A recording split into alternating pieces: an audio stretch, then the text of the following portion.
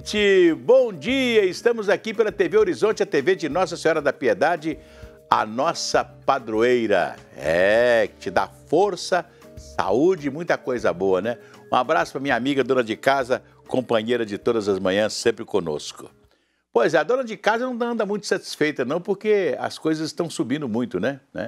Enquanto na Ceasa alguns produtos estão em alta produção, e quando você tem muita produção, você tem preço mais baixo, né?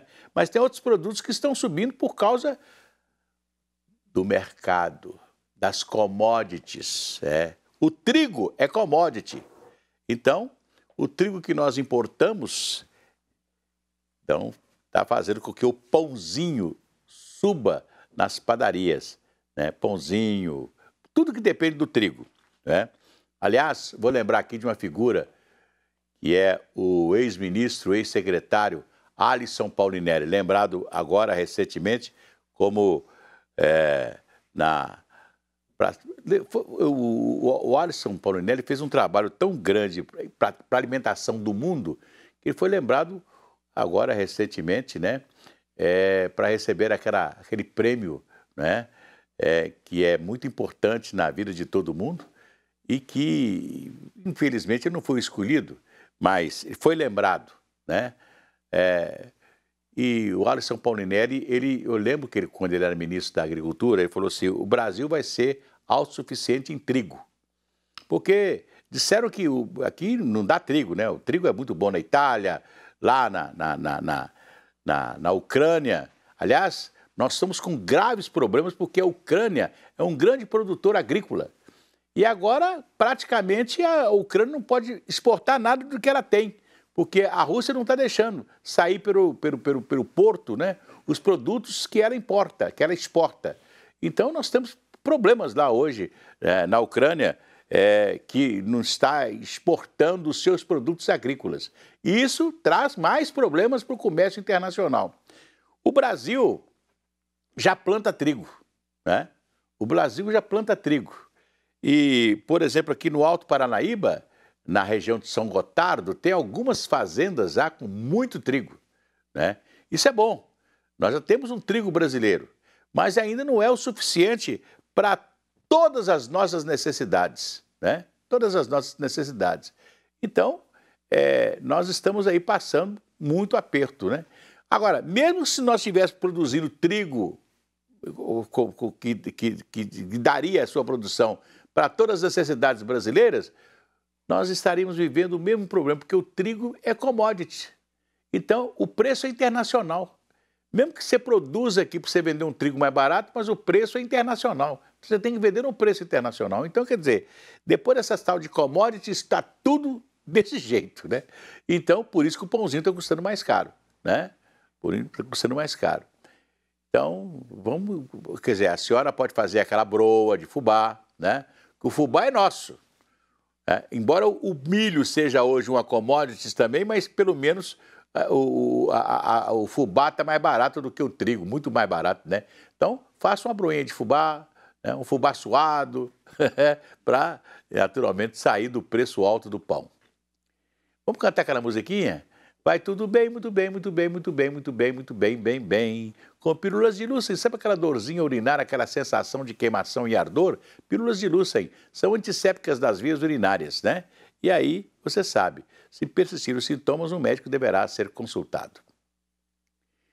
Pois é, a Petrobras vai trocar o presidente mais uma vez. José Mauro Coelho renunciou, eu avisei isso ontem aqui, ao comando da empresa depois de mais de uma alta de combustíveis. O André Cristino fala conosco. André. O presidente da Petrobras, José Mauro Coelho, renunciou nesta segunda-feira depois de uma nova alta nos preços dos combustíveis e críticas do presidente Jair Bolsonaro. A saída de Coelho já era esperada há um mês, quando foi anunciada pelo Ministério de Minas e Energia, mas aguardava a remoção formal na próxima Assembleia de Acionistas, prevista para julho, e na qual o Estado detém a maioria das ações. A maior empresa da América Latina aumentou desde sábado o preço da gasolina nas refinarias em 5% e o preço do diesel em 14%, o que gerou novas críticas de Bolsonaro, que garantiu que a Petrobras mergulharia o Brasil no caos. Bolsonaro também pediu ao Congresso uma comissão parlamentar para investigar os líderes da empresa. As negociações das ações da empresa foram suspensas temporariamente na Bolsa de Valores de São Paulo depois da renúncia. Coelho foi o terceiro a assumir a presidência da Petrobras no governo Bolsonaro e ficou pouco mais de 2 meses. Bolsonaro, que vai buscar a reeleição em outubro, pressiona a empresa a conter os aumentos de preços e evitar uma nova escalada da inflação, o que prejudica os índices de popularidade do presidente.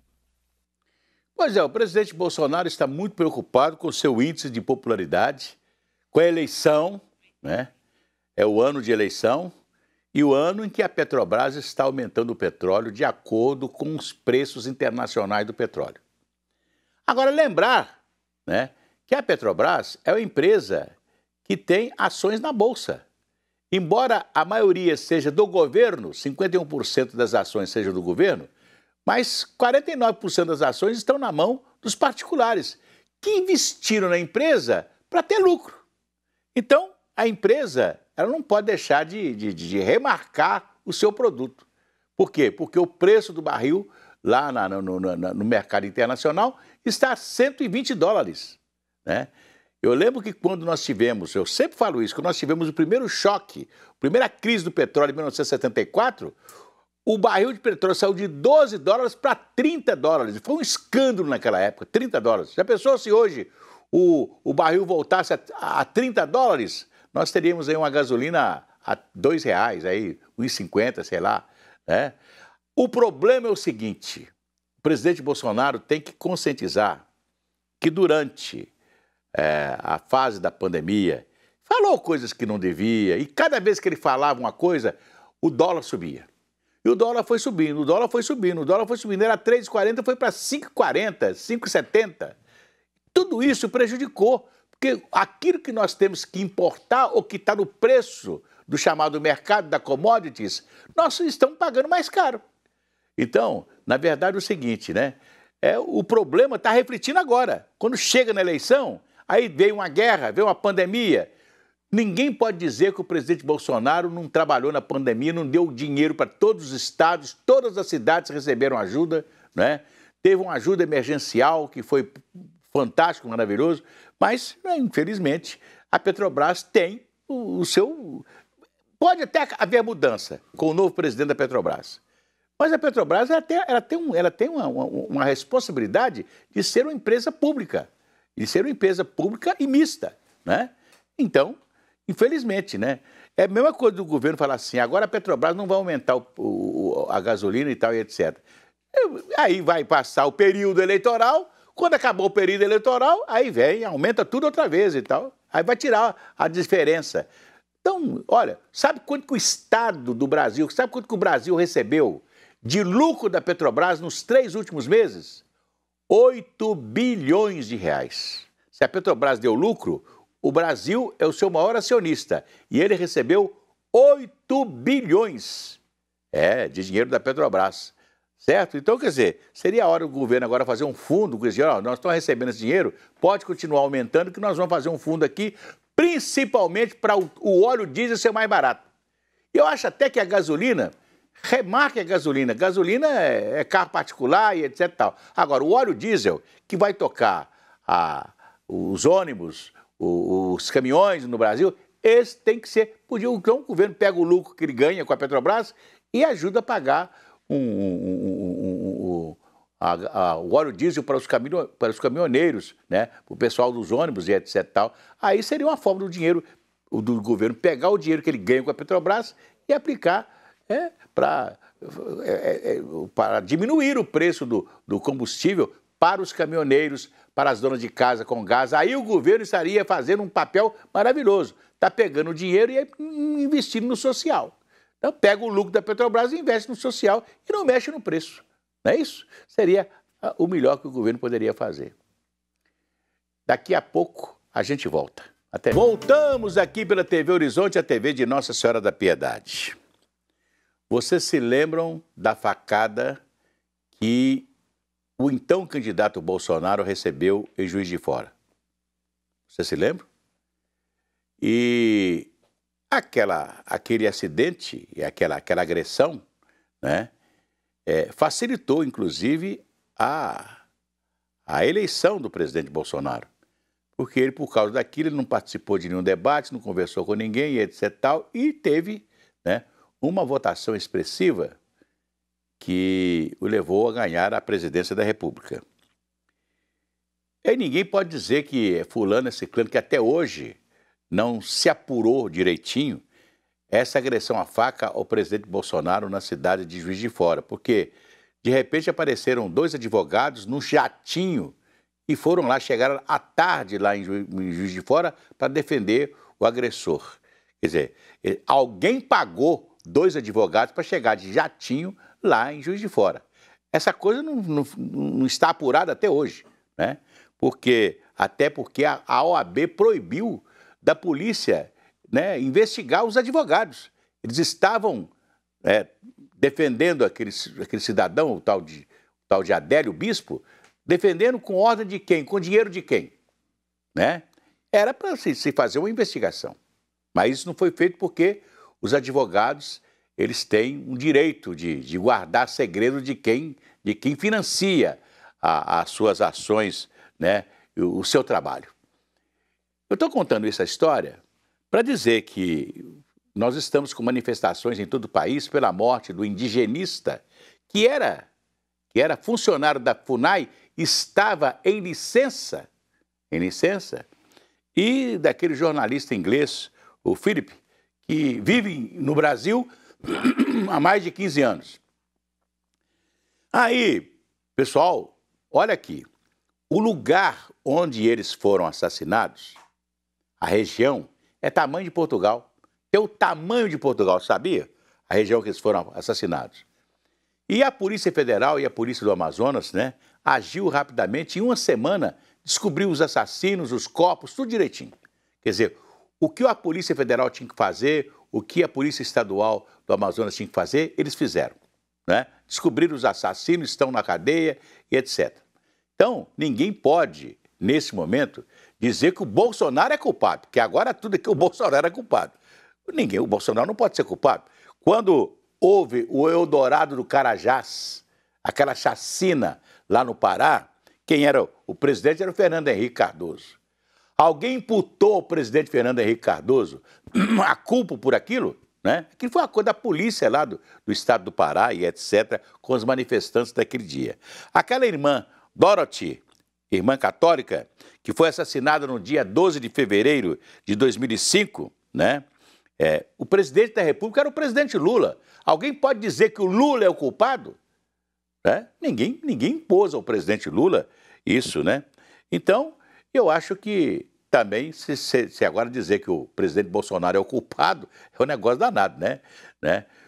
Tem problema de política indigenista, política da Amazonas e etc. Tal. Olha, na verdade é o seguinte, se você for apurar as coisas direitinho, como anda aqui no Brasil, principalmente na região amazônica, você vai ver que tem muito garimpeiro, tem muita coisa ilegal, né? Eu acho que nós temos o batalhão da Amazônia lá, o batalhão do Exército, nós tínhamos que ter verdadeiramente, né, um Exército muito mais preparado, a Polícia Federal muito mais preparada, o governo tinha que investir muito, inclusive na política de meio ambiente, para combater os problemas errados da Amazônia. Ninguém quer que a Amazônia seja destruída, não é verdade? Agora, as coisas acontecem.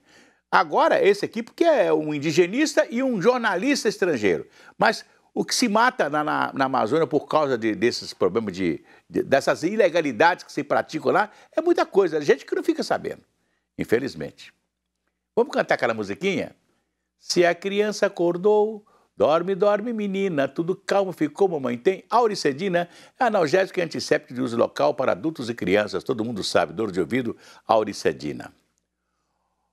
O Anima PUC Minas está em novo endereço. A mudança aconteceu com o objetivo de abrigar novos projetos. Quem nos fala sobre isso é a Flávia de Oliveira. Com 10 anos de existência, o Anima cresceu e o resultado desta expansão é o surgimento do novo espaço de atuação onde os novos núcleos de trabalho farão parte. Foram agregados novos núcleos, ampliando assim esse olhar interdisciplinar para garantir aquilo que é a missão da PUC Minas, que vem exercendo com bastante destreza há mais de 64 anos e que precisa dar respostas também aos tempos atuais hoje naquilo que lhe é específico. Para um novo ambiente de trabalho, novos projetos. A equipe de comunicação do Ânima criou um novo portal onde estarão reunidos reflexões e artigos sobre os temas referentes às áreas de atuação da instituição. É importante também notar que todo o Ânima é um sistema de identidade da universidade. Portanto, o Ânima carrega em si, digamos assim, o DNA da universidade. Carrega em si a fé cristã. A fé cristã é, digamos, o cimento que cimenta as nossas relações, cimenta as áreas de conhecimento para prestarmos um bonito serviço. A cerimônia de inauguração contou com a participação do reitor da PUC-Minas, Dom Joaquim Giovanni Moll, e do grão-chanceler, Dom Valmor Oliveira de Azevedo, que também visitou e abençoou o local. O projeto Ânima, o projeto de formação integral e ampla aqui na PUC-Minas, consolida a missão da universidade como universidade católica na formação de humanistas à luz dos valores do Evangelho. O Ânima PUC-Minas, Sistema Avançado de Inovação, Identidade e Missão, foi criado há 10 anos com o objetivo de promover educação, pesquisa e extensão em várias áreas do conhecimento, como social, política, ambiental, cultural e religiosa. A dimensão institucional da evangelização da igreja chega dentro de uma universidade com uma tarefa muito grande, que é conectar os saberes do povo, a conexão das comunidades eclesiais, dos movimentos, junto aos saberes acadêmicos. E ao mesmo tempo de ser uma ponte que ela serve, é também ser um espaço de potencialização das vozes, né?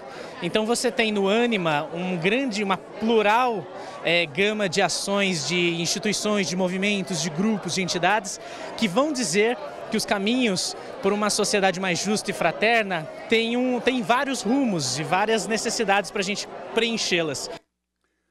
Pois é, o Ânima, eu falei anima, né? O Ânima é um projeto fantástico da Universidade Católica, da PUC, né? E que está trabalhando naturalmente pelo social, pelo bem, sempre pelo bem público, né? Isso é muito importante que a PUC, através das suas ações, que são verdadeiramente ações da nossa igreja de Belo Horizonte.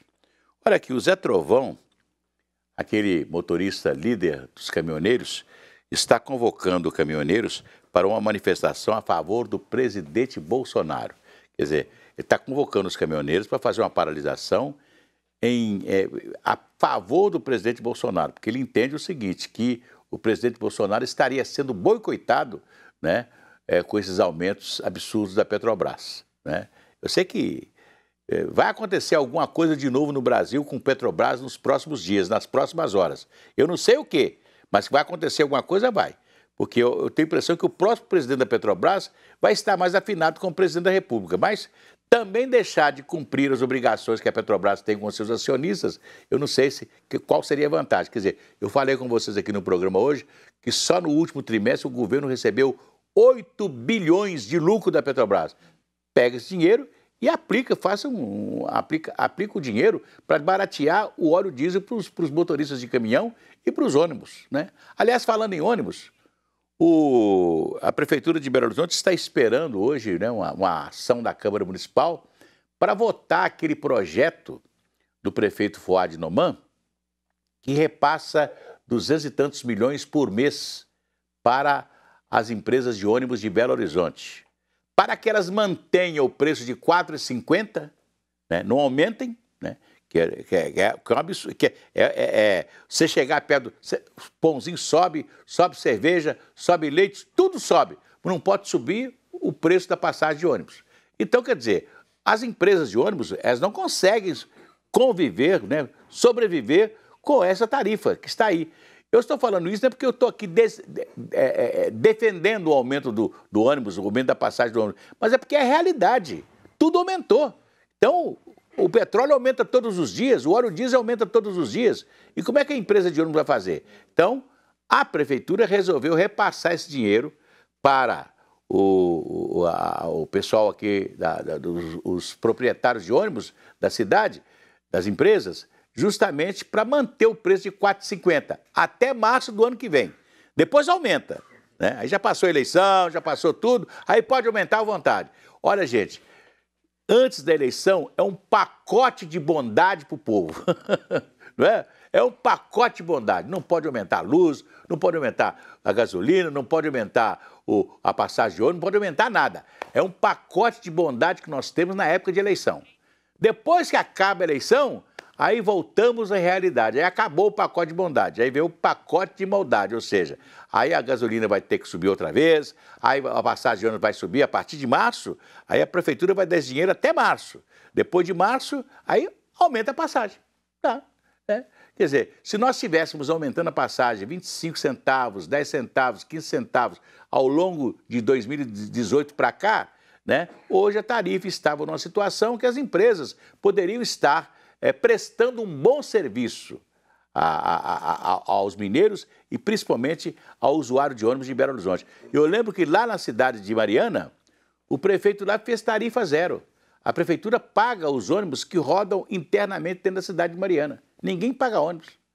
Ele está pagando, né? É claro que não se pode fazer isso aqui em Belo Horizonte, porque a prefeitura não vai aguentar pagar, né, o transporte coletivo nosso aqui. Mas nós temos que conviver com os problemas. Nós estamos vivendo no aumento, temos que conviver com o aumento, né? A cerveja aumenta, ninguém fala nada. Já viu? Ninguém fala nada. E vocês já viram crise da cachaça? Não tem crise da cachaça também, né? Porque não tem crise, está todo mundo bebendo, né? Infelizmente, né? Agora, temos que enfrentar essa realidade. Amanhã tem mais. Até lá.